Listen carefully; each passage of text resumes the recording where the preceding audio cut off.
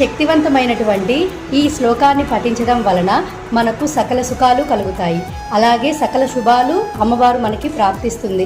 ఈ శ్లోకాన్ని మనం పూజ చేసేటప్పుడు ప్రతిరోజు పఠించటం వల్ల మనం చేసే ప్రతి పనిలో మనకి విజయం చేకూరుతుంది. అలాగే అమ్మవారు మన వెంట రక్షగా ఉంటారు.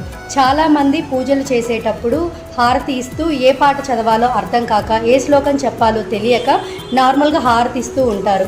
అలాంటి సమయంలో ఈ అమ్మవారి శ్లోకమైనటువంటి సర్వమంగళ మాంగళ్యే శివే సర్వార్థ సాధికే శరణ్యే త్రయంబకే గౌరీ నారాయణి నమోస్తుతి అనేటువంటి ఈ శ్లోకాన్ని పఠించడం వలన మనం చేసేటువంటి పూజకి సంపూర్ణమైనటువంటి బలం కలుగుతుంది.